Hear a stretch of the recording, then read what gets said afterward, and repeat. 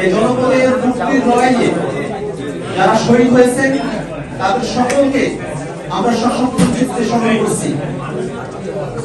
সম্প্রতি জুলাই অভ্যুত্থানে আহত হাফিজে কোরআন হাসান ভাই শাহাদাত বরণ করেছেন। আমরা অত্যন্ত দুঃখের সঙ্গে শহীদ হাফেজ হাসান ভাইয়ের শাহাদাতকে স্মরণ করছি। আমরা আল্লাহ রাব্বুল আলামিনের কাছে দোয়া করব, আল্লাহ রাব্বুল আলামিন যেন শহীদ হাসান ভাইকে জান্নাতের সর্বোচ্চ স্থান দান করেন। সম্মানিত উপস্থিতি, বাংলাদেশ বর্তমানে একটি ক্রান্তিকালীন সময় অতিবাহিত করছে। বাংলাদেশের রাজনীতিতে ১/১১ আভাস আমরা লক্ষ্য করছি। বাংলাদেশের জনগণ যে আকাঙ্ক্ষার ভিত্তিতে ২৪-এর অভ্যুত্থানে শরীক হয়েছিলেন, সে আকাঙ্ক্ষাগুলো অপূর্ণ রয়ে যাবার নানা ধরনের সম্ভাবনার জায়গা তৈরি হয়েছে। বাংলাদেশে গণতন্ত্রের প্রতি উত্তরণের জন্য এই জনপদের মানুষের যে লড়াই করেছেন, সে লড়াইকে সম্মান জানিয়ে ডক্টর মোহাম্মদ ইউনূসের নেতৃত্বে যে অন্তর্বর্তীকালীন সরকার গঠিত হয়েছে, সেই সরকারের উপরে বাংলাদেশের মানুষের যে আকাঙ্ক্ষা রয়েছে, সংস্কার, বিচার, শান্তিপূর্ণভাবে ক্ষমতা হস্তান্তরের জন্য নির্বাচন আয়োজন, জুলাই ঘোষণাপত্র এবং জুলাই সনদ প্রণয়ন সহ প্রত্যেকটা বিষয়ে ভরসার জায়গা তৈরি হয়েছে।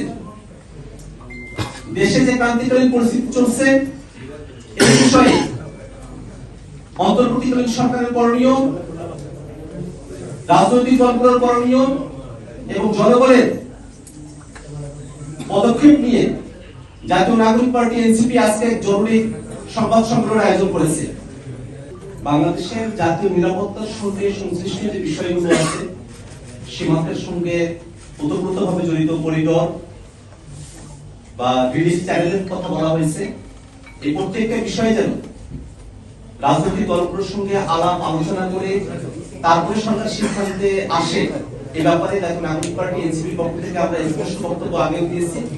আজকে আমরা একই কথা ব্যক্ত করছি যে রিলিজ করিডোর হোক, আর্গুমেন্টেরিয়ান করিডোর হোক, যে সিদ্ধান্তের দিকে সরকার অগ্রসর হতে চাক না কেন, সে ব্যাপারে যেন জনগণের মধ্যে এবং রাজনৈতিক দলগুলোর সাথে কোনো ধরনের ধোঁয়াশা না থাকে। করিডোর ইস্যুতে সরকারের তরফ থেকে আমরা দুই ধরনের বক্তব্য শুনেছি, যেটা স্পষ্টতই একটা ধোঁয়াশার জায়গায় তৈরি করেছে। পরবর্তী সরকারের তরফ থেকে পরিষ্কার করা হয়েছে যে করিডোর নয়, সেখানে ত্রাণ আদান প্রদানের ব্যাপার হতে পারে।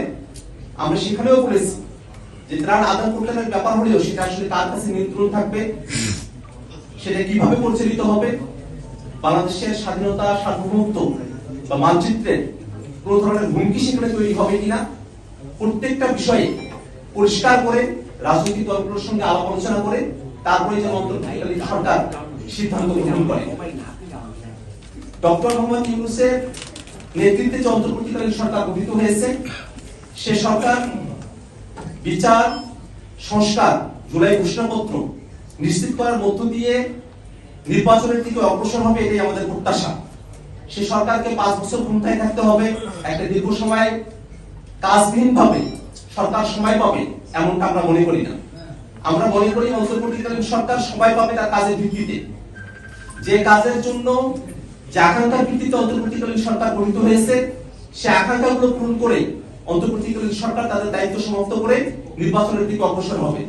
সেক্ষেত্রে অন্তর্বর্তীকালীন সরকারের তরফ থেকে ডিসেম্বর থেকে জুনের যে সময়সীমার কথা বলা হয়েছে, আমরা বিশ্বাস করি যে অন্তর্বর্তীকালীন সরকারের যদি সদিচ্ছা থাকে এবং রাজনৈতিক দলগুলোর যদি সরকারের প্রতি সহযোগিতাপূর্ণ মনোভাব থাকে, এই সময়কালের মধ্যেই বিচার, সংস্কার, জুলাই ঘোষণাপত্র, জুলাই সনদকে দৃশ্যমান করে নির্বাচনের দিকে সরকার অগ্রসর হতে পারে।